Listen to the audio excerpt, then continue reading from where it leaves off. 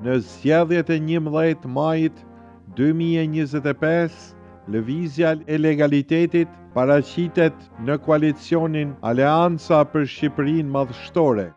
Aulon Kalaja, një tjetër familje mbretërore. Absolutisht një djalë energjik, i politikës, i gazetarisë, i patriotizmit, i nacionalizmit shqiptar. Është shembull i nacionalizmit, i lëvizjes shoqërore, i plagëve sociale të Shqipërisë, i ngritjes së çështjeve. Zoti Bejto, në përzgjedhjen e kandidaturave ne nuk është se kemi shkuar direkt zgjidh kandidatura që të ketë numër votash ose më jep një emër, ne i kemi studiuar në detaj kandidaturat për cilët do t'i propozonte legaliteti që të pjesë. Në lidhje me zotin Kalaja, kjo ka qenë familje patriotike mbretërore, një djalë që ka jetuar me problemet sociale, shoqërore, me problemet që kur janë preku interesat e kombit, me problemet e shpopullimit, me problemet e Kosovës, me çdo problem tjetër.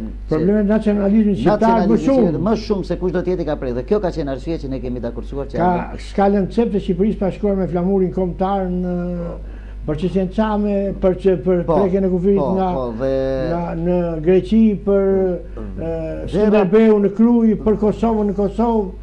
Për të gjitha. Është një ndër kandidatët që meriton votën për shumë arsye, jo vetëm pse për këtë që tham ne, por për shumë arsye të tjera. Ne provoj vetëm pak, se në primare në Krujë ky ishte, mua më tha edhe zoti Kalaja, përveç për lupshullallit që kemi përballë, që nga dhe ai me listat e hapura të PD-s, Aulon Kalaja është shumë përpara të tjerëve në Krujë. Edhe në Fushkruj. Uroj, Auloni nuk do ketë vota vetëm Fushkruj. Po do ketë Durrës. Pavarësisht do ketë Mamina. Do ketë Shijak. Do kemi në Durrës. Do kemi në zonën e Knetës, do kemi zonën e Katunit Ri, do kemi zonën e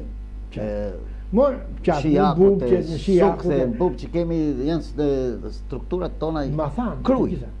Në Krujë tani pra tje legalitetit me Krujën është e lidhur organikisht nëpërmjet Abaskupit, familjes Skupi dhe shumë familje të tjera. E meriton gjithçka, Auloni do ketë mbështetjen tonë maksimale. Unë do t'ja dali, sepse në Durrës janë 4 në listë të mbyllur dhe llogaritet që PD-ja në kohën më të keqe ka marrë 7. Kështu që do ta përmbysin Durrësin këtë radhë. E ka përmbys një herë PD-ja në 2005. E vajti 9 me tani me qenë se është radha jo radha, po është e drejta e fitores. Për qarkun e Durrësit është e padiskutueshme, gjithë votat do të përqendronte Aulon Kalaja. Në qarkun Durrës, zoti Aulon Kalaja